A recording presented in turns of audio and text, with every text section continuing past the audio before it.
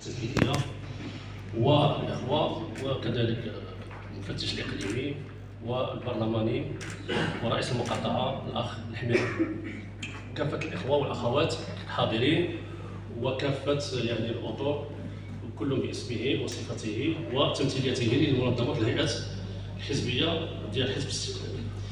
بالنسبه لدوره اليوم الدوره العاديه، وحاولنا ان نكتب تقريرا وعرضا حول المجال السياسي والاقتصادي والاجتماعي بناء على كذلك شعار هذه الدوره: تقويه المسار الديمقراطي راهن بتخليق الحياه العامه. في البدايه المجال السياسي والمسار الديمقراطي وتخليق الحياه العامه. تنعقد هذه الدوره العاديه الربيعيه للمجلس الاقليمي لحزب الاستقلال بطنجه في مرحله دقيقه تتطلب التعبئه الشامله لكافه الاستقلاليات والاستقلاليين، وحزب الاستقلال بطبيعه الحال العتيد الذي يراكم خبره اكثر من 8 عقود كما قال الدكتور المفتش الاقليمي من الزمن، ساهم في حركه التحرر العالميه الى جانب مساهمته في بناء المؤسسات وترسيخ دوله القانون، وما زال الطريق ممتدا لاستكمال بناء صحيح الدوله المغربيه الديمقراطيه الحديثه على اساس تحقيق العداله الاجتماعيه والمجاليه وضمان الحقوق الاجتماعيه والاقتصاديه لكافه المواطنات والمواطنين بين الجهات والاقاليم والجماعات الترابيه.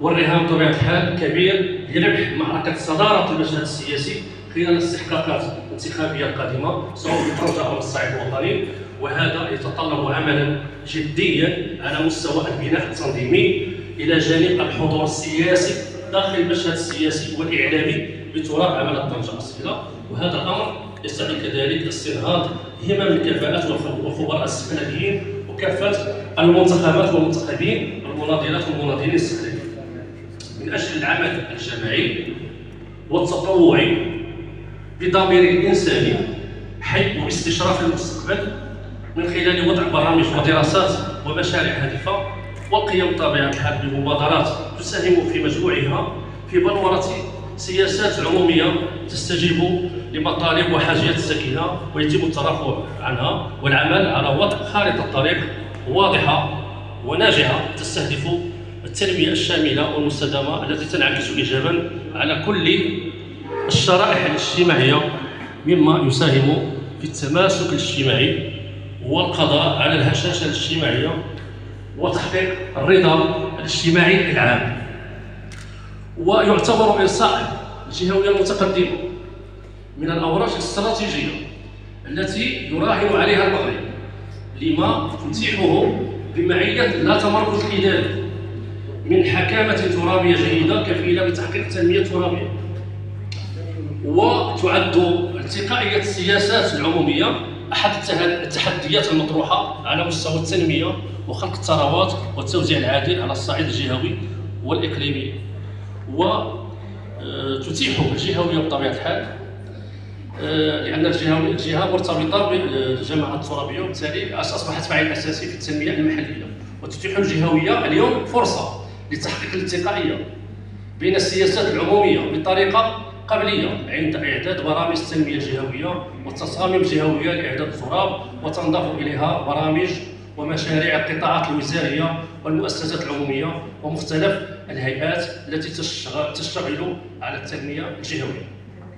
بطبيعة الحال دستور 2011 بوأ الجهة مكان الصدارة وفق ما جاء في الفصل 143 إلى جانب اعتماد مبدأ التفريع المنصوص عليه في الفصل 140 كذلك. ويعتبر مرشد الجهوية المتقدمة على مستوى العملي مشتلا وفضاء لأجراءات سياسات عمومية ترابية محلية وجهوية مندمجة تعمل على تحقيق التنمية الترابية الفعالة من خلال استجابة لتحديات متعددة.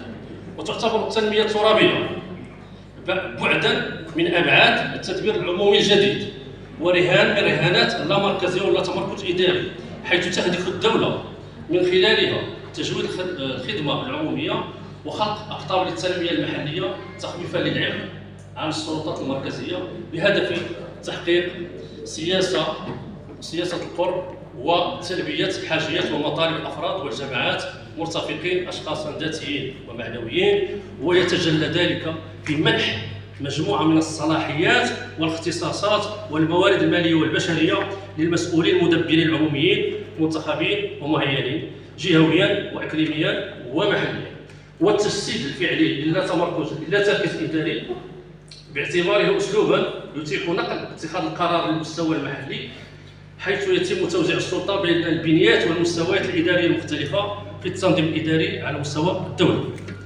وفي إطار المفهوم الواسع للا تمركز إداري، فإن الأمر لم يعد يقتصر على الميدان الإداري فقط، بل يشمل حتى الميدان الاقتصادي، بمعنى أن اللا تمركز مرتبط كذلك بعدم التركيز الاقتصادي، لأن الهدف هو تحقيق التنمية في كل القطاعات وبكيفية متوازنة. مبدأ حرية التصرف في إطار القانون، أو ما يطلق عليه في القانون الإداري بمبدأ تدبير الحر. فالفصل 136 من الدستور يجسد إرادة الدولة في اعتبار الجماعة الترابية بمثابة وحدات مستقلة عن مصالح الدولة، كما أن الفصل 143 من الدستور يضمن الممارسة الحرة لاختصاصات الجماعة الترابية دون تدخل الدولة، وبدون أن تمارس الجماعة الترابية سلطتها على جماعات أخرى إلى آخره. إذن هذا كتقديم عام يتماشى مع الشعار ديال الدورة الربيعية العادية. المجال الاقتصادي والبنية التحتية وتجهيز والثقل بعمل طنجة أصيلة. المجال الاقتصادي تحظى مدينة طنجة بموقعها الجغرافي في قرب الفريد وطنيا ودوليا وبشهرة عالمية، وهذا ما يجعلها تجذب المستثمرين من جميع أنحاء العالم. وقرب طنجة من القارة الأوروبية يجعل منها الوجهة المفضلة للعديد من المستثمرين الأوروبيين، بالإضافة إلى انفتاحها على استثمارات مختلف القوى الاقتصادية الكبرى، منها بطبيعة الحال دولة الصين بالخصوص. وتتوفر المدينة على منطقة التجارة الحرة ومناطق صناعية متنوعة ببنية تحتية حديثة وعصرية ومرتبطة بميناء طنجة الضخم، طنجة المتوسط، الذي يعد من أكبر الموانئ التجارية في العالم والأول إفريقيا. وتحظى مدينة طنجة باهتمام خاص من طرف الدولة والملك، كما أنها وجهة اقتصادية حاضرة دائما في أولويات الحكومات المتعاقبة، والتي تتخذ العديد من المبادرات لجذب الاستثمارات إليها. وتقدم طنجة بطبيعة الحال عرضا متنوعا للمستثمرين، حيث تعد قطبا صناعيا رئيسيا بالمملكة، بالإضافة إلى نشاطها السياحي والخدماتي، كما أن التجارة تعد من ركائز الاقتصاد بها. اقتصاد مدينة طنجة يرتبط بالضرورة بنمط عيش وأسلوب حياة الساكنة، فقد انتقلت المدينة في ظرف عقدين من الزمن من مدينة متوسطة ذات أنشطة اقتصادية محدودة إلى مدينة عملاقة تعد القطب الاقتصادي الثاني للمملكة ومن أكثر المدن جذبا للاستثمارات في إفريقيا. وباعتبار جماعة طنجة التي تضم 4 مقاطعات حضرية وكذلك جماعة الزناية يوجد على ترابها مناطق صناعية كبرى وقطاعات خدماتية وتجارية كثيفة ومتنوعة تساهم في توسيع مواردهما، وبالتالي إعادة استغلال هذه الموارد بالشكل الأمثل في مشاريع البنى التحتية وتجويد عمل الإدارة، وثانيهما ضمان جودة الحياة للسكان من خلال ربط المؤسسات الاقتصادية بمحيطها وتوفير كل الخدمات الضرورية للعاملين في مختلف المجالات. ويمكن اعتبار بلدية أصيلة كذلك أن لها مقومات سياحية موسمية ناجحة، ولكن غير كافية لتلبية تطلعات ساكنة المدينة، خاصة على مستوى توفير فرص الشغل طيلة السنة، مما يضطرهم. شكرا سيد عمراني. لكي لا نطيل أنا سأطلب من المدير.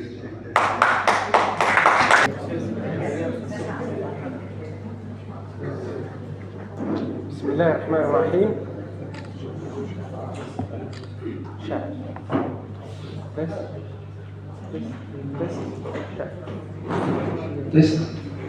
بسم الله الرحمن الرحيم، والصلاة والسلام على أشرف المرسلين. الحقيقة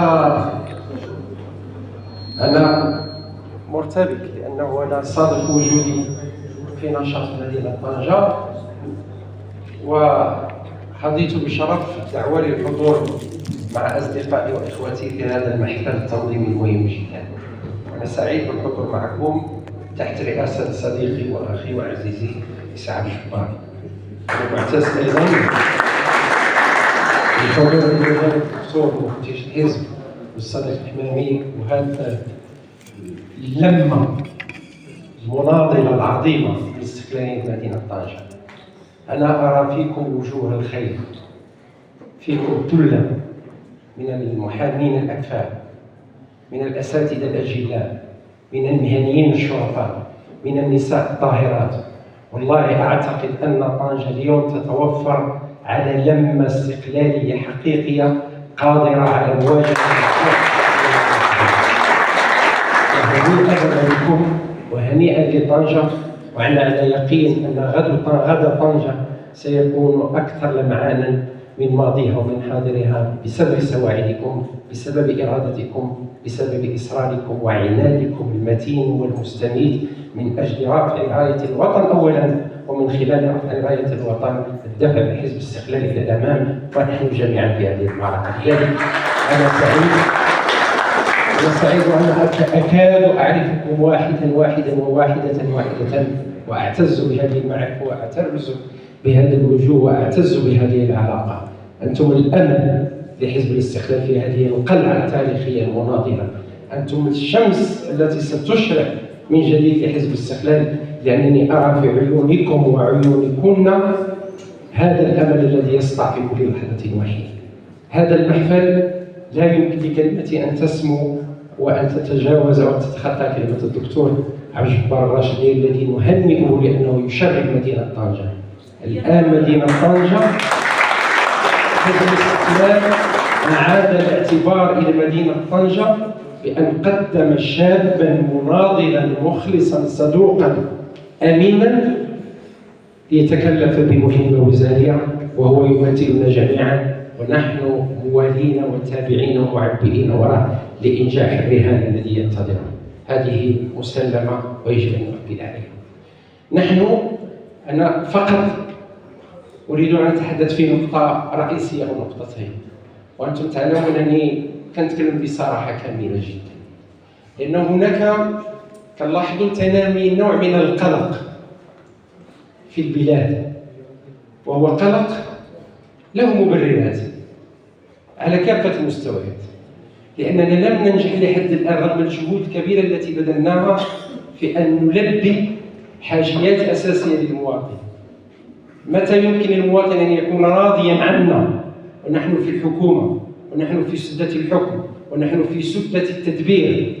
حينما يلج إلى المدرسة ويجد مقعدا لابنه، حينما يلج إلى المستشفى ويجد سريرا وعناية واهتماما، حينما يلج إلى الإدارة ويجد تقديرا واحتراما من طرف المشرفين على هذا المرفق المهم، حينما يخرج إلى الشارع ويشعر بالأمن، حينما يطمئن لمستقبل أبنائه. هذه الرهانات لم ننجح فيها لحد الآن. اسمحوا لي باش نتكلم شوية بالدارجة. لا يوجد شعب في العالم راضي على حكومته. لا يوجد شعب في العالم في أحدث الديمقراطيات راضي على حكومته، وهذه طبيعة الإنسان، هذه ليست معجزة. ولكن في ظل هذا القلق يجب أن نسلط الأضواء الكاشفة على بعض مناطق التي تبدو مناطق الظلم، وأنني أعتبر أن قواعدنا الاستقلالية في أمس الحاجة إلى التواصل وإلى الشروحات وإلى الإقناع، لأنكم أنتم الذين تواجهون المواطنين في الشارع وفي الزقاق وفي الدروب وفي الإدارات وفي مقرات العمل. يجب أن تتوفروا على الأقل على مشاريع أجوبة للأسئلة التي يطرحها الشارع إزاء ما يعيشه. الحكومة تدبر موارد محدودة شئنا أم أبينا، والانتظارات كبيرة وكبيرة جدا. نحن نسعى ونحن مطمئنين ومقتنعين أننا في حزب الاستقلال من خلال الحكومة تمكنا واستطعنا أن نرفع من منسوب التجاوب مع الانتظارات ومع الاحتياجات وبالدلائل. الآن حينما جلالة الملك يقود مفهوم الدولة الاجتماعية، هذه ثورة اجتماعية كبيرة جدا في المجتمع، والحكومة لحد الآن ناجحة في تنزيل هذه الثورة، وهي ثورة حقيقية، لأنه حينما نحقق التأمين للجميع حينما نحقق التغطية الاجتماعية للجميع، حينما نحقق التقاعد للجميع، حينما نحقق الثقة والاطمئنان داخل المجتمع، أعتقد أننا فعلا بصدد تنزيل مفهوم ومقاربة جديدة للثورة الاجتماعية في البلاد، وهذا أهم رهان يواجهنا. الصعوبات موجودة، تحديات موجودة وهي كثيرة ومتعددة ومختلفة ومتباينة، ولكن في ظل هذه الأمواج العاتية والكبيرة حزب الاستقلال يقود مركبا في حكومة تواجه هذه التحديات بمنسوب عالي من النجاح. طرحوا بعض الإشكاليات وندوي بوضوح. حينما يقول حزب الاستقلال لابد من ترشيد سلاسل التسويق والإنتاج، أنا نتكلم بالعمق لأنه الشعار تخليق الحياة العامة راه أساسي جدا.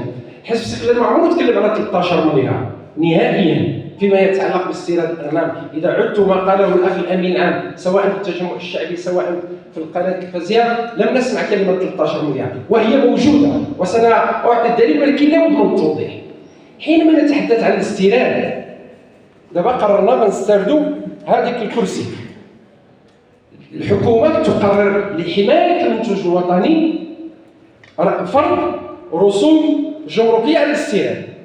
مثلا إذا كان ديك الكرسي كيعمل 100 درهم، الحكومة كتقول باش نحمي الصانع ديال ديك الكرسي في المغرب، كنقول إلا بغى شي واحد يستورد ديك الكرسي راني كندير له 200% ديال الضريبة، بمعنى هو كيدير 20 درهم اللي بغى يجيبو خصو يخلص عليه 40 درهم، وإلا زدت عليه الطيفية بمعنى انه 40 درهم زائد 20 درهم هي 60 درهم غيجيبوا 72 درهم. ما كاينش شي مستورد حمق غيجيب واحد المنتوج هو كيدير في البلاد 20 درهم وغيجيبوا باش يبيعوا 72 درهم. لذلك نتحدث عن ما نسميه بالواردات الافتراضيه.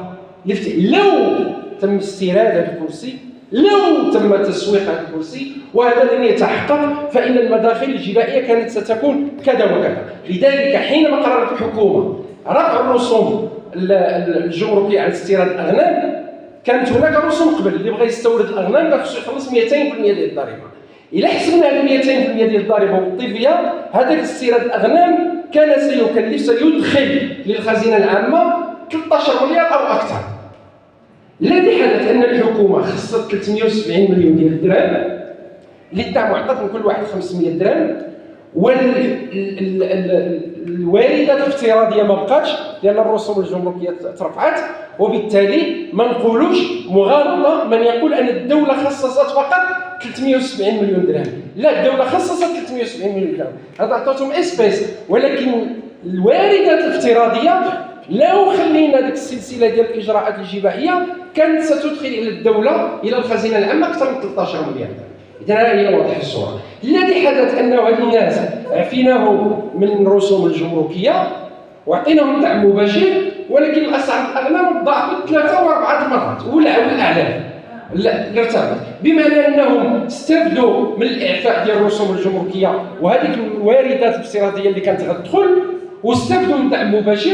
ولكن هذه الإجراءات الشجاعة التي اتخذتها الحكومة، والتي لا يمكن لأي حكومة أن تتخذها إلا إذا كانت حكومة شجاعة، لم تؤتي نتائجها ولم تثمر ثمارها، بحيث أن هذه الامتيازات استفادت منها بعض الجيوب.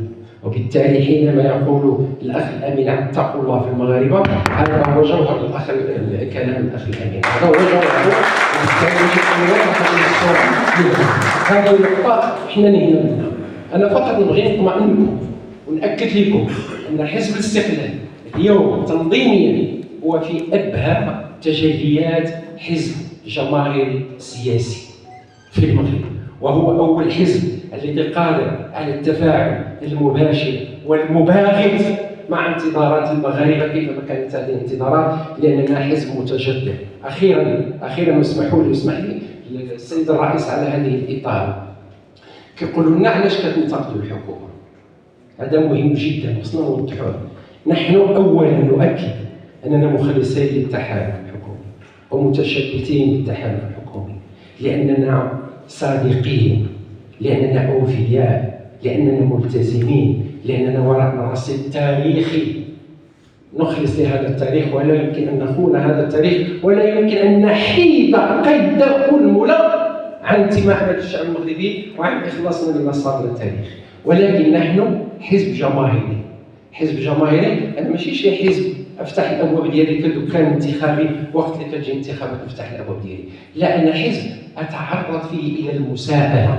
انتم اليوم اي واحد فيكم غادي ينوض وغادي يحاسب قياده الحزب وغيحاسب وزراء الحزب في المجالس الاقليميه، في المجلس الوطني، في المجالس الجهويه، في مختلف الاجهزه. انا حزب مراقب، انا قياده مراقبه، وبالتالي انا اتكلم واتحدث وانا لسان ناطق باسم قواعد حزب الاستقلال التي من طبيعي ومن الطبيعي جدا ان يامرها القلق في ظل عدم وضوح الرؤيه للمستقبل المنظور.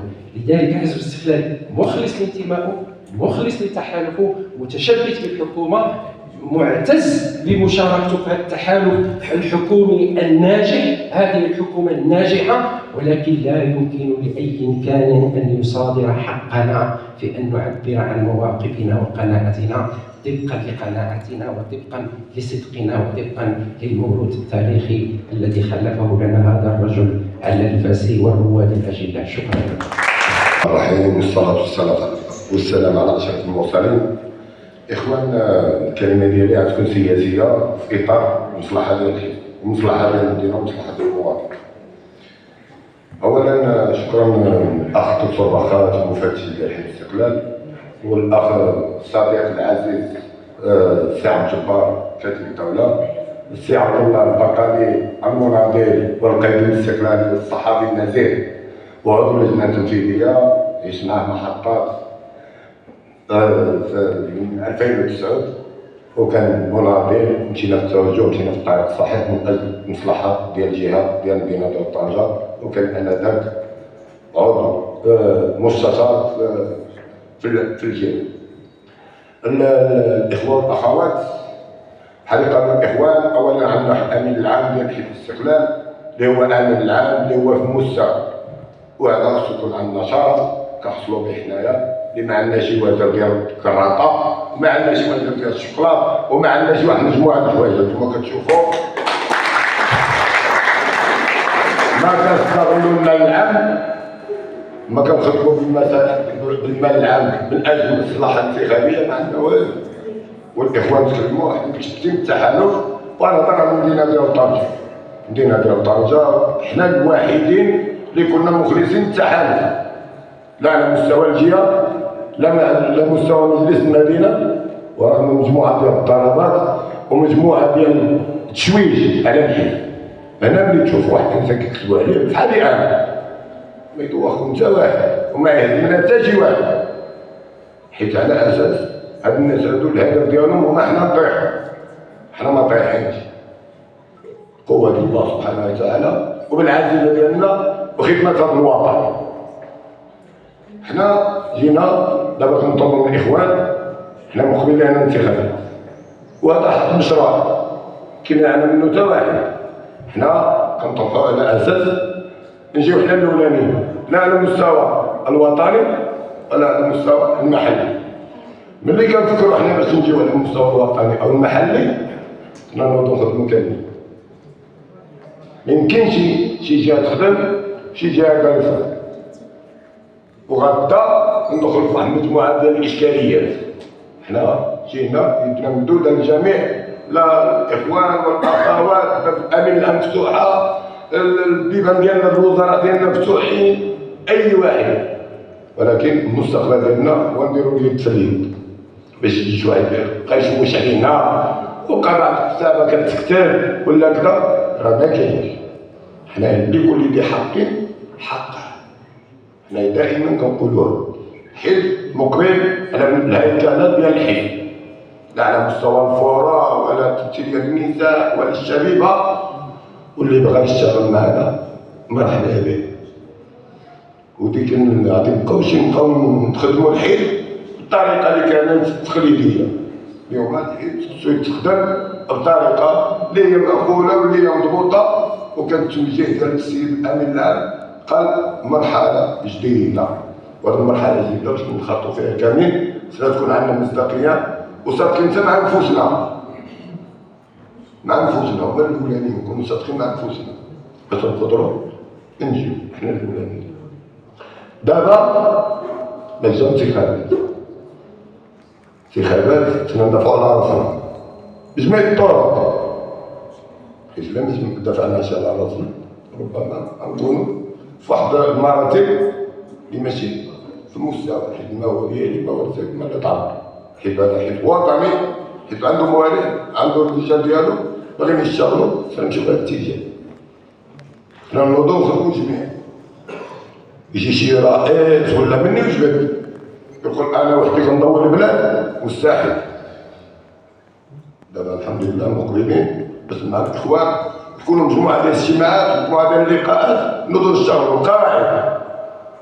وهذه القواعد ملي كتكون في مجموعه ديال المناطق كتكون عندك بحال واحد الدراسه على واحد الجماعه كتكون مدروسه باش غدا في المستقبل ملي كنجيو ندخلوا الانتخابات كنكونوا عارفين التشكيله، حيت المنتخب اللي كيجي لنا عندك التشكيله كيقول لك هاد التشكيله اللي عندنا فيها، وهاد التشكيلات احتياطيه ايضا حنا نلعبوا ان شاء الله في الحزب ان شاء الله بالتشكيله اللي هي عاليه والتشكيله الاحتياطيه.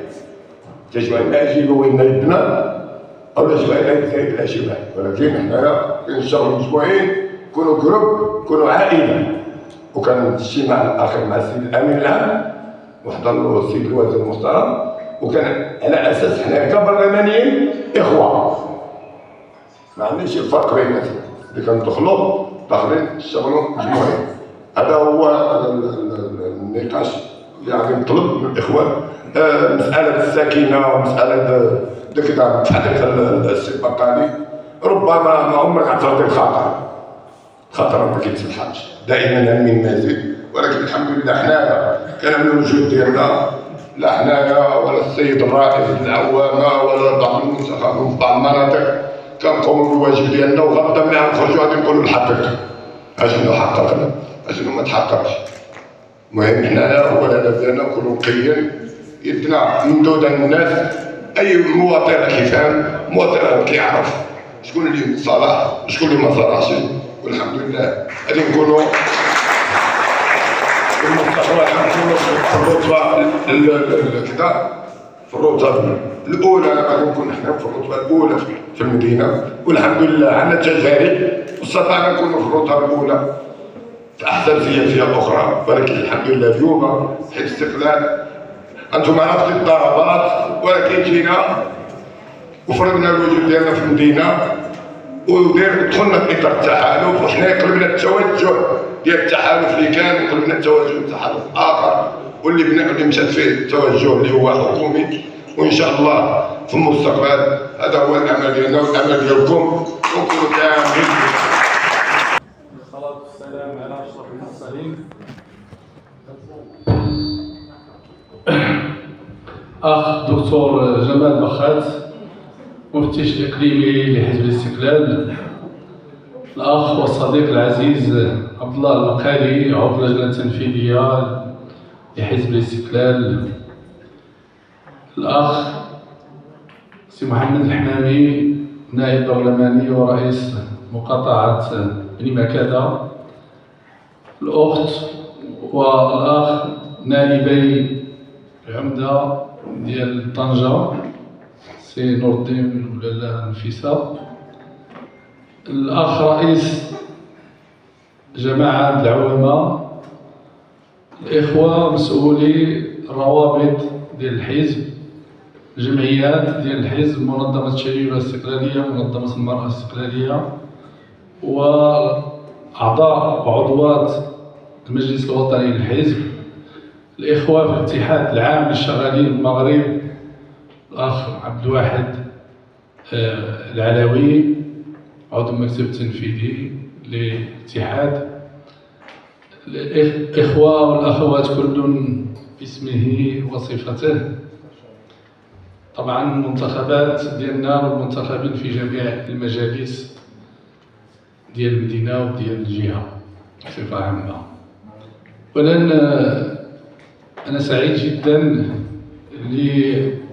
لأتواجد معكم لرئاسة إشغال المجلس الإقليمي للحزب مدينة طنجة أصيلة، وسعادتي أكبر عندما أكون بجانب الأخ والصديق العزيز السي عبد الله المقالي اللي عشت معاه صراحة سنوات طويلة ديال النضال، عشنا جنبا إلى جنب في الشيبة الاستقلالية، وكان هو الكاتب العام للشيبة الاستقلالية وقاد الشيبة في فترة تاريخية حرجة، ولكن تعلمت منه الكثير صراحة. كنت في المكتب التنفيذي وتعلمت منه الكثير بجرأته السياسية، بقدرته على التحمل، بقدرته على النقد البناء وعلى تقديم البدائل. ولا زلنا أنا وهو وأنتم ونحن جميعا نواصل مسار النضال الطويل الذي يقوده حزب الاستقلال، والذي نحن مؤتمنون عليه أنه هذا حزب ديال 80 سنة. ورثنا النضال، ورثنا التشبع بالقيم التي آمن ويؤمن بها حزب الاستقلال، ورثنا الدفاع عن الثوابت ديال بلادنا، ورثنا كذلك الحس السياسي النبيل، وورثنا شيء أساسي وهو ممارسة السياسة بالأخلاق، وهذا أمر أساسي يتفرد به حزب الاستقلال في زمن تطغى فيه بعض الممارسات المشينة التي تضر بالمسار السياسي والمسار الديمقراطي ببلادنا بشكل عام. في بداية كلمتي السياسية لابد وأن أتوقف على موضوع جد هام، وهو موضوع قضية وحدتنا الترابية.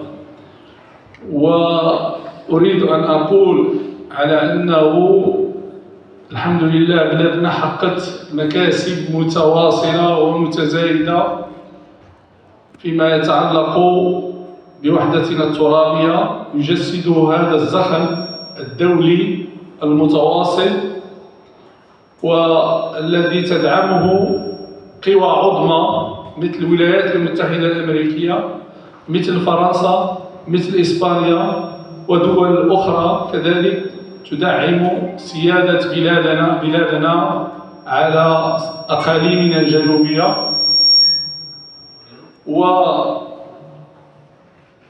وهناك توجه عالمي اليوم أممي كذلك بدعم مقترح الحكم الذاتي تحت السيادة المغربية التي قدمته بلادنا.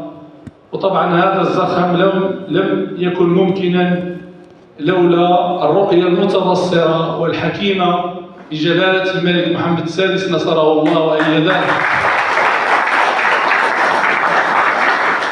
الذي جعل من قضية الصحراء هي النظارة التي ينظر بها المغرب إلى العالم وإلى صدق الصداقات وإلى نجاعة الشراكات الاقتصادية والتجارية مع الدول. الحمد لله قطعنا مسار طويل.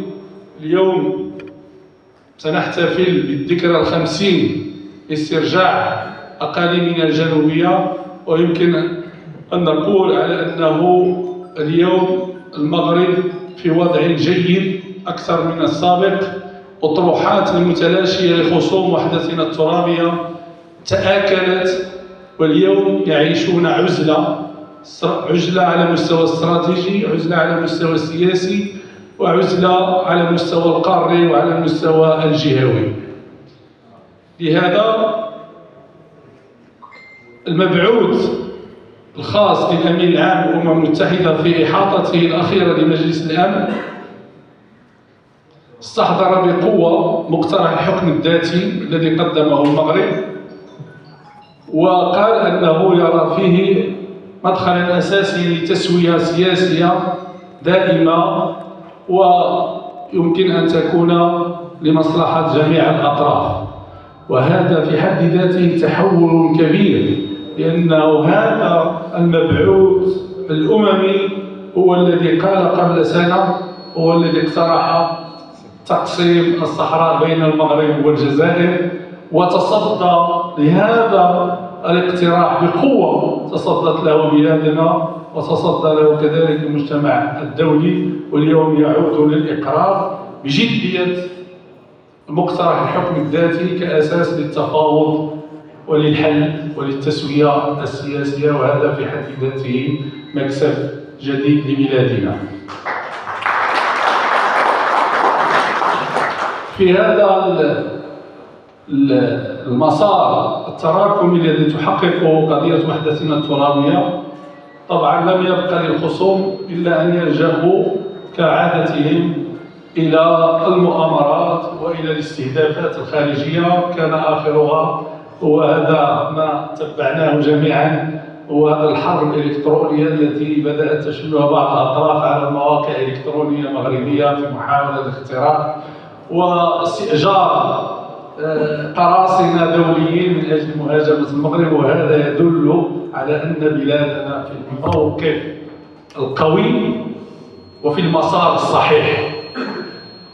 وبالتالي اليوم الحمد لله قضية وحدتنا الترابية تسير في المسار الصحيح من أجل التسوية النهائية. والولايات المتحدة الأمريكية لم تعبر فقط ولم تجدد فقط موقفها الصريح فيما يتعلق بالمغربية الصحراء، ولكن دعت كذلك إلى التسريع بإيجاد حل نهائي والطي النهائي لهذا الملف. وجميع المؤشرات اليوم هي إيجابية جدا. اليوم 22 دولة أوروبية تساند مقترح الحكم الذاتي الذي قدمه المغرب، والحمد لله نسير بخطى حثيثة للطي النهائي لهذا الموضوع. في المقابل يعيش المواطنون في مخيمات تندوف ظروف مأساوية، ظروف لا إنسانية. تفرض عليهم السلطات الجزائرية الحصار والرقابة، ولا يملكون حتى حق التنقل ولا حرية التعبير ولا أدنى الحقوق والحريات التي يتمتع بها باقي البشر. وشهدنا كيف أنه بالأمس تم اغتيال مواطنين في المخيمات من طرف العسكر الجزائري، وهذا الأمر ليس هو أول حدث، ولكن هذا الأمر أصبح مسألة ممنهجة تمارس ضد المواطنين الصحراويين شتى ظروف المعاملة القاسية. ونجدد بهذه المناسبة دعوة مفوضية اللاجئين تابعة للأمم المتحدة على ضرورة القيام بإحصاء اللاجئين وضبطهم حتى تكون لنا رؤية واضحة حول هذا الموضوع. وبالتالي كذلك نطالب بفك كل أشكال ورفع كل أشكال المعاملة القاسية واللا إنسانية التي يعاني منها إخواننا في المخيمات.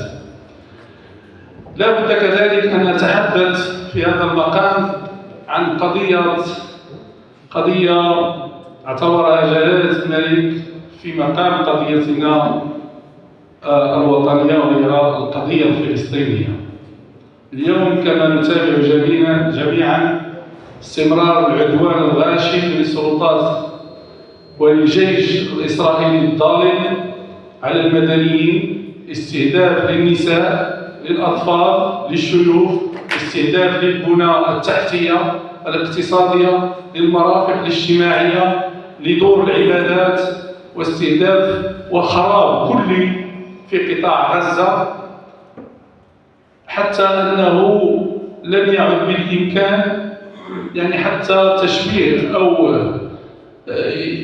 درجة الخرق والخروقات اليومية والمتعاظمة التي يمارسها جيش الاحتلال الإسرائيلي خارج أي منظومة معيارية لحقوق الإنسان وللقانون الدولي الإنساني. اليوم إسرائيل تمارس حرب إبادة تجاه شعب فلسطيني أعزل، وفي ظل هذا الوضع المأساوي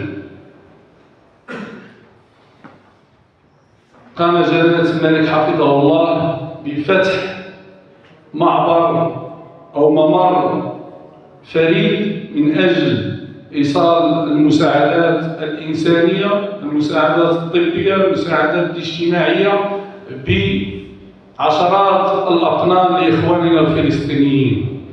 جلالة الملك بصفته رئيسا للجنة القدس والدور الكبير الذي يقوم به بيت مال القدس من أجل نصرة القضية الفلسطينية، من أجل الحفاظ على الطابع القدسي للمدينة المقدسة، من أجل مواجهة كافة أشكال التهويد الذي تعمد إليه إسرائيل من أجل طمس معالم المدينة المقدسة باعتبارها مدينة حاضنة للديانات السماوية الثلاث. طبعا المغرب يستمر في القيام بواجبه الإنساني وواجبه الأخلاقي وواجبه الديني، ويقوم بذلك بكل مسؤولية في الوقت الذي نرى أنه دول الجوار يعني لم تقدم أدنى دعم لهذا الشعب الأعزل، وتكتفي فقط بمهاجمة كل الذين يقدمون المساعدات لإخواننا الفلسطينيين وكل الذين يقدمون الدعم للشعب الفلسطيني الشقيق. أقول على أننا في حزب الاستقلال ندين ونجدد إدانتنا القوية لكل أشكال التنكيل والاعتداءات الظالمة التي يمارسها الجيش الإسرائيلي تجاه إخواننا الفلسطينيين، ونجدد بالمناسبة تضامننا المطلق مع الشعب الفلسطيني الأعزل مع حقه في إقامة دولته الفلسطينية المستقلة الموحدة وذات السيادة والقابلة للحياة بحدود سنة 1967 وعاصمتها القدس الشريف. ونقول أنه لا نتصور سلاما ولا أمنا في منطقة الشرق الأوسط بدون قيام دولة فلسطينية مستقلة وعاصمتها القدس الشريف. طبعا المجلس الإقليمي هذا ينعقد تحت شعار تقوية المسار الديمقراطي رهين بتخليق الحياة العامة، ولعل اختيار هذا الشعار لم يكن عبثا، بل إنه جاء ليترجم مواقف الحزب تجاه عدة قضايا سياسية واقتصادية تعيشها بلادنا. لقد أعفاني الأخ والصديق عبد الله المقالي لأن كنت سأتطرق لهذا الموضوع، ولكنه قدمه باستضافة وبوضوح كامل، واستعرض موقف الحزب تجاه هذه القضية ديال ارتفاع الأسعار واستيراد ديال الأغنام واللحوم إلى غير ذلك.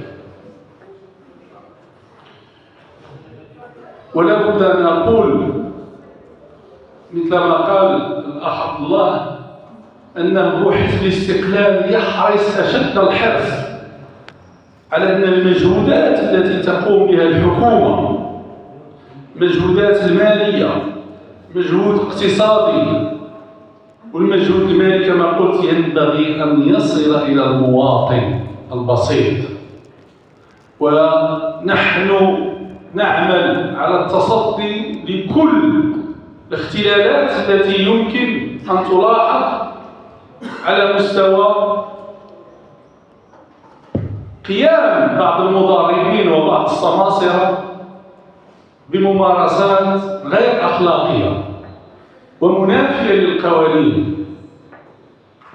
وأريد أن أذكر أنه الآخر من عام في اجتماع الأغلبية الحكومية في أكتوبر 2024 بالمقر المركز العام لحزب الاستقلال بحضور جميع مكونات الأغلبية، قال بالحرف أنه ينبغي أن نتصدى للجشع التضخمي أي هؤلاء الناس الذين يراكمون ثروات كبيرة عبر الالتفاف على القوانين وعبر تسخير بعض القيام ببعض السلوكات التي تخولهم تحقيق مكاسب مالية ربحية. احنا ماشي ضد الناس يربحوا، اللي يبغى يستورد مرحبا به يستورد ويبيع للمغاربة ويربح والله يعاونه، ولكن ما يمكنش تربح الفايدة لهم في الخروف، ما يمكنش. الأثر اللي كان ديال الدعم ما انعكسش على الأسعار ديال الكبش، ولهذا اليوم كاين توقيف ديال هذا الدعم. تكلم الأخ عبد الله كذلك على النفقات الجبائية وقدم فيها التوضيحات الضرورية لن أعود إليها، ولكن اليوم لا بد أن أقول أن بلادنا عاشت 7 سنوات جفاف، وبالتالي القطيع الوطني من الأغنام اليوم تراجع بنسبة ديال 50%. ولهذا الطلب اليوم إذا بغينا نديرو العيد يكون العيد خصنا 6 مليون رأس ديال الأغنام، والحال أنهم كل اليوم 3 مليون رأس فقط. ولهذا القرار ديال جلالة الملك محمد السادس نصر الله بصفته أمير المؤمنين كان قرارا حكيما برفع الحرج عن المغاربة، والقرار لقي ترحيبا وارتياحا كبيرا لدى المواطنات والمواطنين، ويعطينا الإمكانية إعادة بناء القطيع من جديد، لأنه بحال غتكون واحد الراحة بيولوجية، بحال غنعاودوا بناء القطيع شريطة اللي ما يكونش هناك واحد الذبح ديال الأنثى، يعني اللي غيتذبح في القرنة خصنا نحاولوا ما أمكن ما نذبحوش الخروفات الشات، نذبحوا لأننا محتاجينها أنه تولدنا الأكباش الخرفان. لهذا الأمر هذا مهم جدا، ونقول الحكومة تشتغل على هذه المقاربة. في هذه السنين الأخيرة الحكومة بدأت بمجهود كبير جدا، 20 مليار ديال الدرهم اللي خصصها لدعم سلاسل الإنتاج الحيوانية وسلاسل الإنتاج النباتية، باش النباتية هي البطاطا والمطيشة باش تبقى الأسعار في المتناول. كذلك على مستوى الدعم اللي تكلمنا عليه ديال اللحوم. اليوم الإشكال شنو هو؟ الإشكال هو هذا الاختلاف ديال العلاقة اللي كاين ما بين في سلسلة الإنتاج، من سلسلة الإنتاج سلسلة التوزيع إلى الاستهلاك، كاين هذه المعادلة فيها اختلال كبير جدا. وبالتالي حيث الاستقلال دائما كنا ننادي ونطالب بضبط سلاسل الإنتاج والتوزيع، تكون واحد فيزيبيليتي، واحد خاصابيليتي، باش الناس ما يخبيوش المنتوجات ويعملوا ستوك سري في محلاتهم حتى تغلى السلعة عاد يخرجوا هما باش يبيعوا ثمن غالي. وخص كذلك يدوزوا على الأسواق ديال الجملة، لأن الأسواق ديال الجملة هي بمثابة واحد البورصة اللي كتحدد فيها الأسعار ديال المواد الغذائية. فملي ما كيدوش من أسواق الجملة اش كيوقع؟ السلعة اللي كتدخل سوق الجملة كتدخل قليلة وبالتالي الثمن ديالها كيرتفع، وهذا طبيعي وكينعكس سلبا على المستهلك. حنا كنقولوا ضرورة ضبط سلاسل ديال الإنتاج وديال التوزيع إلى غاية المستهلك، لأنه اللي كيربح راه ماشي هو الفلاح. الفلاح كيضرب ثمن راه ما كيربحش بزاف، كيربح قليل جدا. مطيشه اللي كتوصل من طنجة ب 10 دراهم كتمشي تشوفها في إزكال داخل سوق الجملة أو في الفيرمات اللي كاين في أكادير كتلقاها ب2 دراهم، كتوصل من طنجة ب 10 دراهم. من عند الفلاح اللي كيبيع بدرهم ولا 2 دراهم كتوصل عند المستهلك في طنجة ب 10 دراهم. هاد الوسطاء كلهم هما اللي كيستافدوا بالتليفون، جالس في القهوه بالتليفون كيصيفط كاميو للفيرما كيقول له شحال هنا من هكتار ديال مطيشه، كيقول له عندي هذا، كيخلصوا جالس في دارو في فوتوي كيقول له طلع لي المطيشه تيتوال اليوم تيتوال ما دخلش مطيشه وكيبيع الثمن اللي ولهذا هذه الامور هذه مع التطور التكنولوجي اللي كنقولوا فيه الاستقلال ما خصهاش تبقى هذه الامور هذه خاص ضبط السلاسل ديال الانتاج وديال التوزيع وديال تزويد الاسواق الوطنيه. كذلك امر اساسي مهم لابد نقولوا انه خصنا نضمنوا واحد التوازن ما بين العرض او الطلب الداخلي وما بين عمليه ديال التصدير الى الخارج.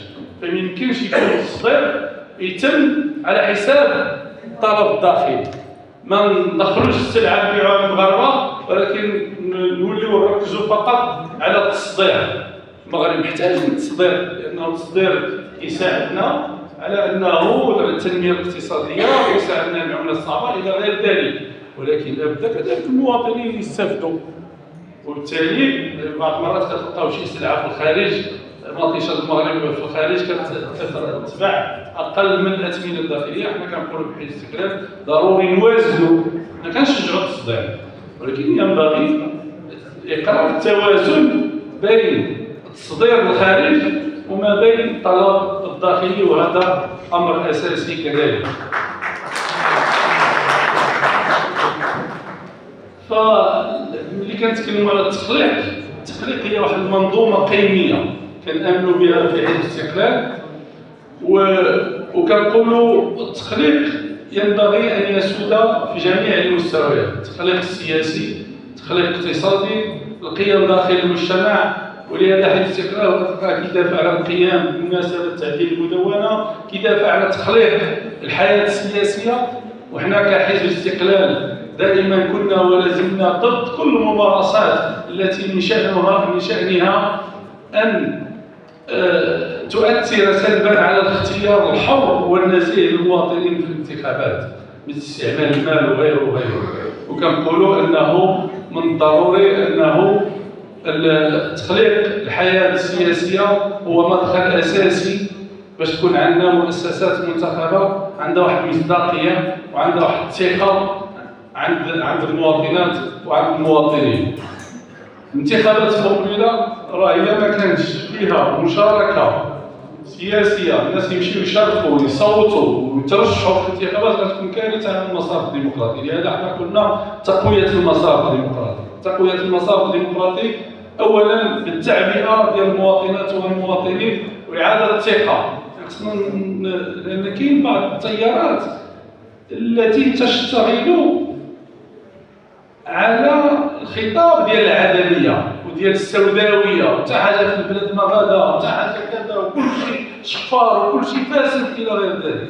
هذه خطابات اللي هي خطيره جدا اللي كتستهدف الشباب وكتخلق واحد النوع من التطرف لدى الشباب. لهذا ينبغي، حنا ما كنقولوش دائما العمزي، ولكن لا القرعه عمر فيها النص، كنقول الحقيقه عمر فيها النص والنص ما مازال سنين عمر. هذا هو حزب الاستقلال. ولا بد نتمنوا المجهود العمومي، لا بد نتمنوا المجهود العمومي بحال اللي قال السي عبد الله. وكنقولوا مازال خصنا التطوير ومازال خصنا نبذلوا مجهود من حكامه جيده ومن اقرار المبدا ديال تقديم الحساب اللي حنا كحزب الاستقلال كنعملوا به. وكنقولوا لا بد الفاعل العمومي، لا بد المسؤولين في المؤسسات منتخبه او غير منتخبه انهم يقدموا الحصيله ديالهم، يقدموا الحساب ويقولوا ها ما التزمنا به امامكم في الانتخابات، وها ما استطعنا تحقيقه، وها ما لم نستطع تحقيقه، بكل شفافيه وبكل وضوح. وهذا هو اللي كيعطي واحد المصداقيه للعمل السياسي ومصداقيه للعمل الحزبي. لا بد نقول كذلك، ولهذا احنا حزب الاستقلال باش نختم الجانب السياسي، الاستقلال نطالب ان يكون هناك واحد الميثاق اخلاقي بين الاحزاب السياسيه. ميثاق اخلاقي تلتزم به الاحزاب السياسيه في الانتخابات، واحد العدد من المبادئ والعدد من المقتضيات، انه تقدم النخب اللي عندها انتصار بالجماهير، اللي عندها النخب اللي قادره تقدم يعني البدائل وتنتج داخل المؤسسات وقادره تقود اوراق تنمويه. كذلك نقولوا لا بد نحدوا من بعض الممارسات عن طريق هذا الميثاق الاخلاقي اللي يكون بيننا وبين الاحزاب السياسيه باش نقدموا خيره الوطن وخيره الكفاءات في الانتخابات المقبله. التخليق السياسي يدفعنا للحديث عن التخليق الاقتصادي هو اللي تكلمت عليه من قبل. لا بد كذلك في هذا الاطار انه بحال قلت قانون الاسعار والمنافسه ينبغي مراجعته وينبغي تجويده، لان حنا عندنا حريه الاسعار والمنافسه. ما عندنا الاسعار مقننه بعض المواد محدوده، اما باقي المواد اللي كاينه في السوق اليوم كاينه حريه الاسعار والمنافسه، وبالتالي خاص هذا القانون اليوم اللي كيعطي هذه الحريه خاص كذلك باش يتقنن. الحريه هذا مبدا اساسي. المغرب انخرط في اطار واحد الليبراليه، ولكن الليبراليه اللي كتعطي المنافسه، والمنافسه اللي كتعطي انه كتنعكس ايجابا على المستهلك. فكنا كنتذكروا مثلا في هادشي ديال الاتصالات كيف كان الفاعل الواحد في البدايه ديال التليفون بورتابل، الفاعل الواحد كيفاش كنا كنهضروا ب 7 دراهم 8 دراهم كتهضر 30 ثانيه وما كانتش منافسه. ولكن ملي دخلت المنافسه ولاو الاسعار في المتنوع، ولاو كيرغبوا المواطنين، ولا المواطن في وضع مريح على مستوى. وهذا هو اللي عطيتكم غير مثال بسيط ديال الامور اللي كنشوفوا انه طبعا ليبراليه، ولكن ما تكونش ليبراليه متوحشه، تكون ليبراليه بطابع اجتماعي، والمقاوله تقوم بالوظائف ديالها تربح الله يعاونها، ولكن تكون عندها واحد المسؤوليه اجتماعيه، واحد المسؤوليه اجتماعيه ومواطنه تجاه المجتمع. طبعا ما يتعلق بالعمل اللي كتقوم به الحكومه، تقوم بمجهودات كبيره جدا. هناك مكاسب مهمه. تكلم الاخ عبد الله على مشروع الدوله الاجتماعيه الذي يقوده جلاله الملك محمد السادس نصر الله، ما رجعلوش. ولكن كذلك هناك مجهود على المستوى الاقتصادي. اليوم 340 مليار ديال الدرهم هو حجم الاستثمار العمومي، معنى ان الدوله الحكومه تستثمر في البنيات التحتيه، في الطرق، في السدود، في الاوراج الهيكليه الكبرى، في الموانئ. عندنا ميناء ديال الدخله، عندنا ميناء الناظور المتوسط، واحد الاوراج اللي جايه في المونديال الى ذلك. ملي كنقولوا هذا المجهود الاستثماري الكبير جدا كنقولوا انه كيعطي فرص كبيره لسوق الشغل، وهذا امر اساسي جدا. ثم ملي كنتكلموا على الشغل لابد نلاحظوا على انه في السنوات الاخيره او على الاقل في هذه السنتين وقع واحد التراجع فيما يتعلق بالمستويات ديال التشغيل.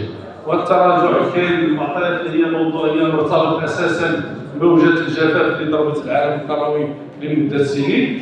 ولكن اليوم الحكومه، السيد رئيس الحكومه قدم واحد العرض جديد للتشغيل باش نهضوا بالتشغيل عبر تحفيز وتشجيع المقاولات الصغيره جدا، المقاولات المتوسطه والمقاولات الصغرى، باش نخلقوا واحد الديناميه جديده ونستقطبوا اليد العامله، ويمكن ان تكون عندها نتائج ايجابيه جدا. كاين اليوم 13 مليار ديال الدرهم اللي مخصصه هذه الحكومه كل ما يتعلق بهذه المقاولات في اطار هذا الميثاق ديال الاستثمار. وتقوم المكاتب الجهويه للاستثمار دور اساسي ما يتعلق بمعالجه الطلبات ديال اقامه مشاريع المقاولات الصغرى والمتوسطه. وبهذا الاطار الناس اللي عندها المشاريع الحزب المفروض يأطر هذه العمليه ويدفع الناس الاخوان اللي عندهم مشاريع يتقدموا بالطلبات ديالهم،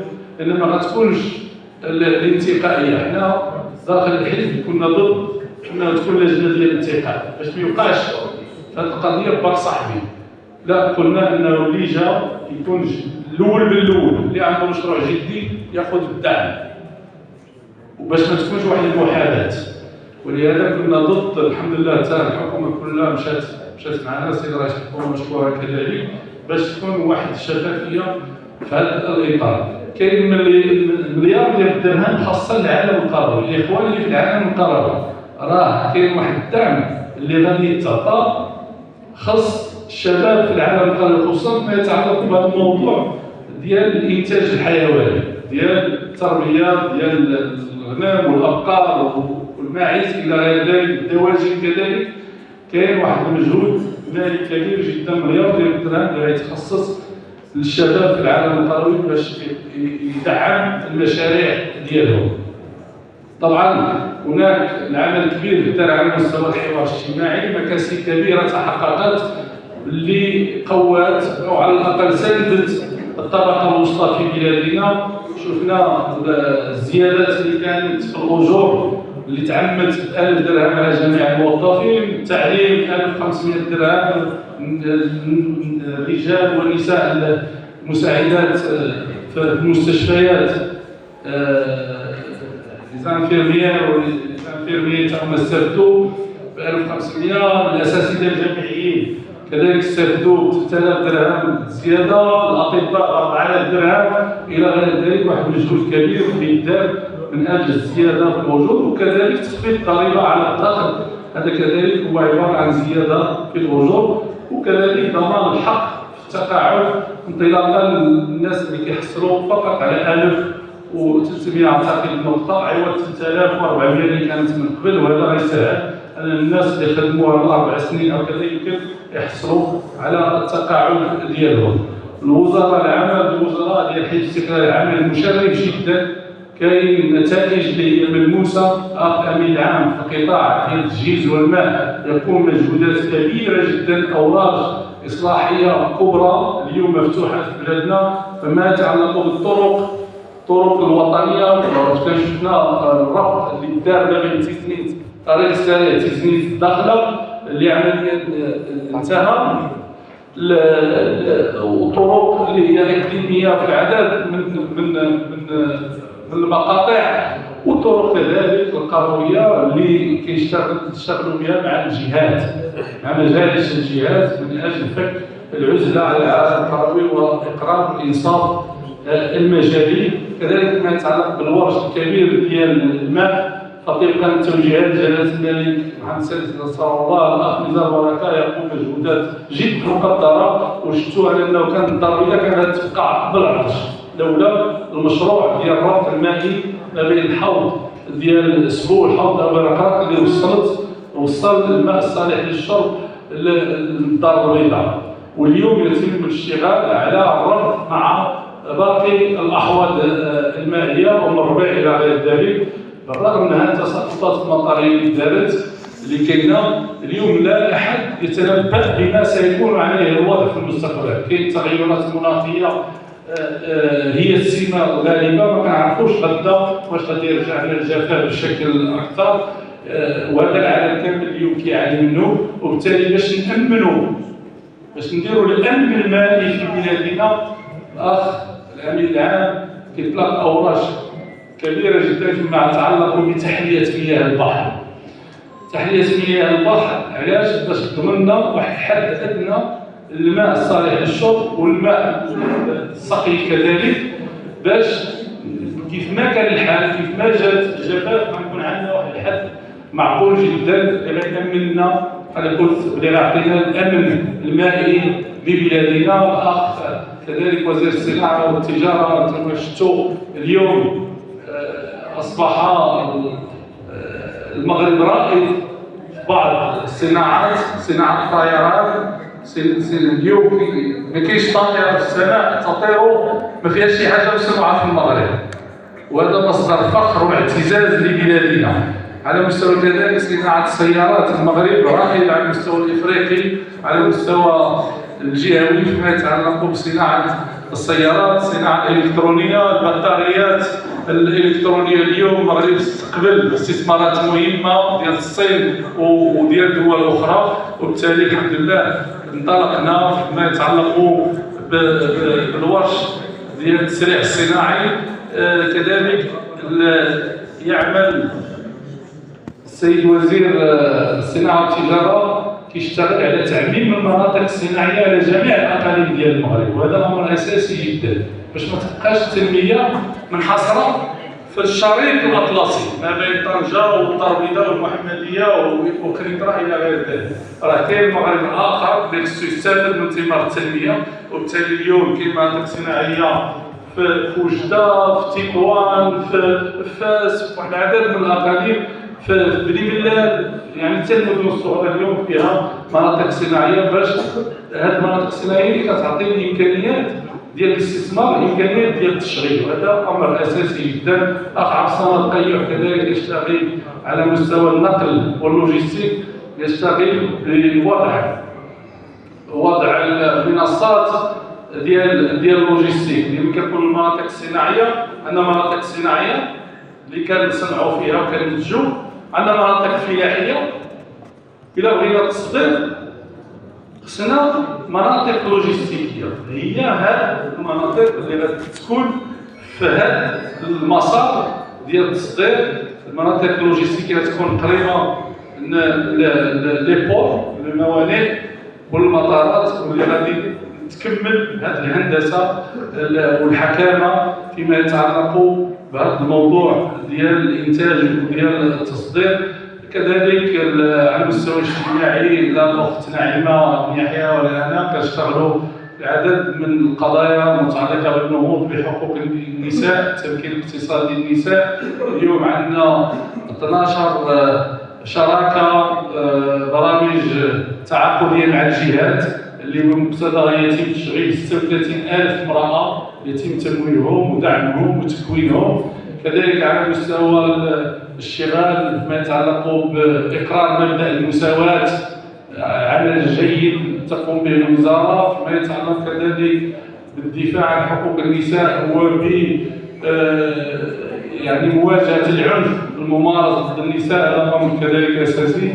فيما يتعلق بالنهوض بحقوق الاشخاص ذوي الاعاقه، الحمد لله مؤخرا عملنا على اصدار مرسوم خاص ببطاقه شخص معاق، والبطاقه التي ستخول ان شاء الله بعض الخدمات ما يتعلق بالصحه، بعض الخدمات الصحيه والخدمات الاجتماعيه، النقل وغيرها للفائدة الاشخاص اللي موفوا ذوي اعاقه، باش ندعموهم وكنخليهم يتمتعوا بالحقوق ديالهم الاقتصاديه والاجتماعيه. ما يتعلق بالتشغيل ديال الاشخاص ذوي اعاقه، اشتغل كذلك على واحد اتفاقيه شراكه مع الاتحاد العام الكونفدراليه العامه للمقاولات، باش يكون عندنا واحد الكوطه تعطيها المقاولات الكبرى، تعطيها الاشخاص، تخدم الاشخاص اللي هما ذوي اعاقه.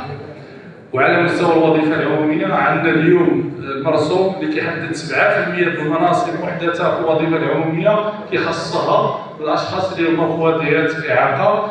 وكذلك كاينه المبادره الوطنيه للتشغيل، والحمد لله كاين هذه الورشه كذلك كقلت ورش اجتماعي مفتوح.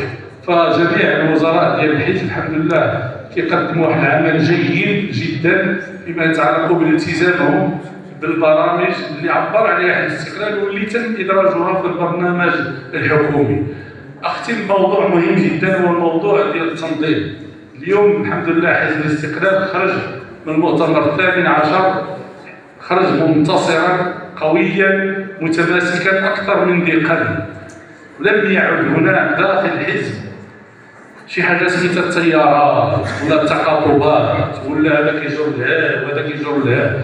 اليوم الحزب قوي متراص الصفوف متماسك خلف الاخ الامين العام لحزب الاستقلال الدكتور نزار بركه بقياده ديال اللجنه التنفيذيه مستوى عالي جدا، وكلهم اطر والنخب ديال الحزب. وكاين يعني واحد العمل كبير جدا كيقوموا به اعضاء اللجنه التنفيذيه الى جانب الاخر الامين العام، وهذا هو اللي كيعطي هذا التميز اليوم اللي كنشوفوه في المواقف ديال الحزب.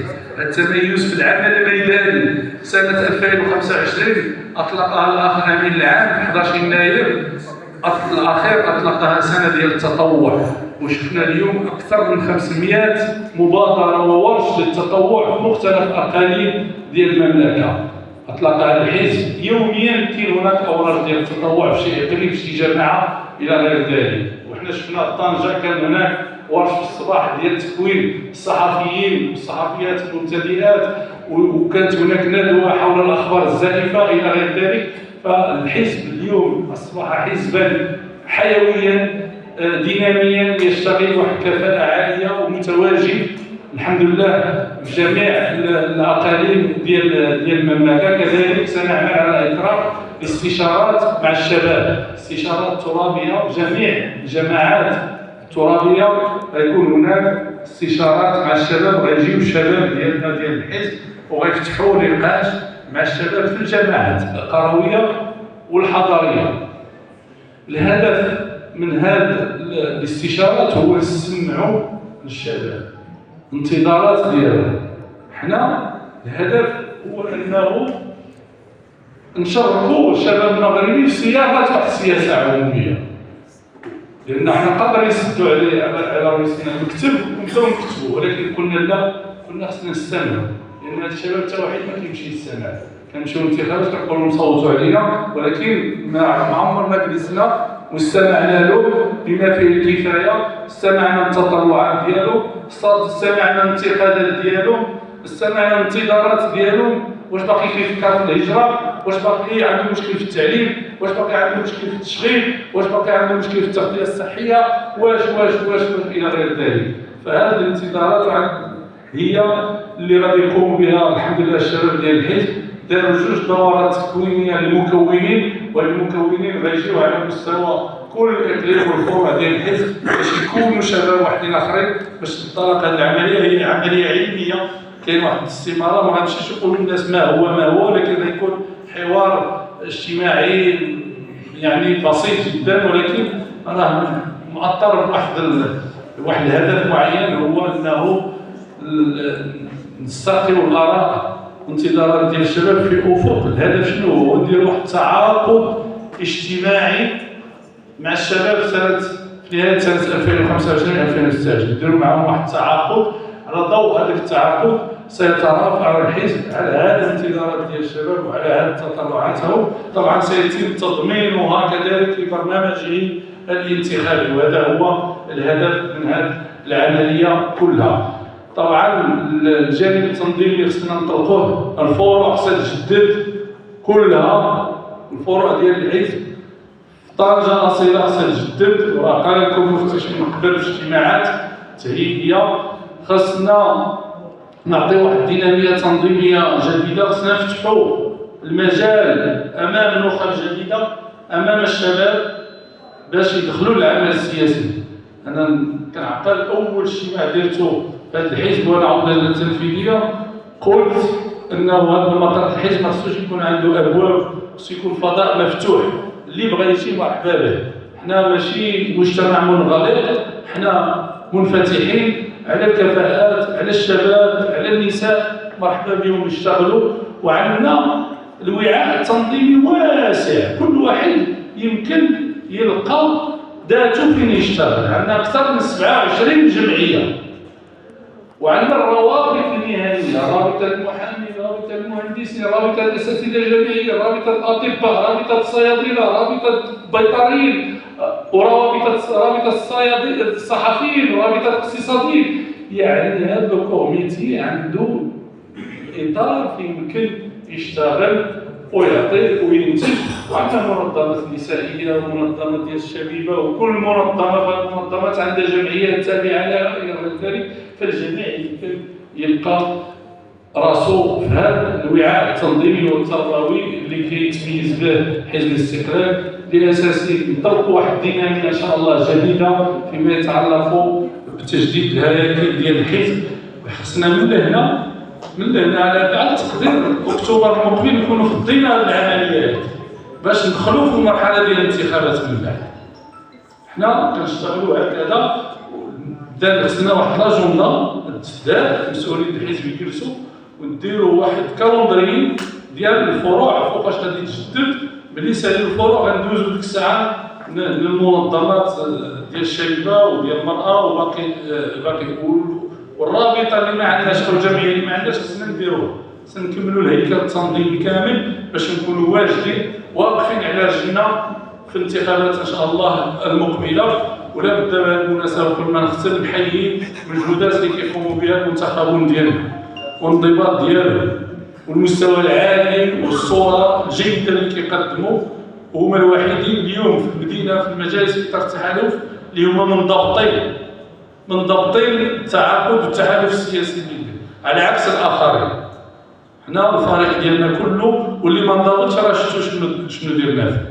وكنعطي واحد النموذج، هذا علاش قلت انا الاخلاق، ملي كيكون الاخلاق في صافي الامور الاخرى كلها كتسهل.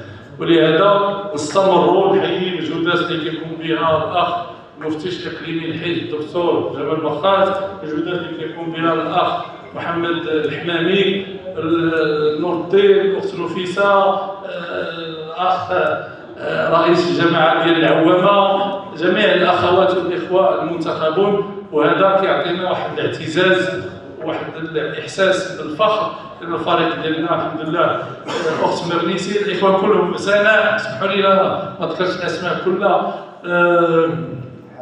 حميده، الاخوان والاخوات كلهم، العشيري، الى غير ذلك. تدخل في الاسماء ما نساليش، زكريا، كل شيء. نستمروا بكلتم كذلك طبعا.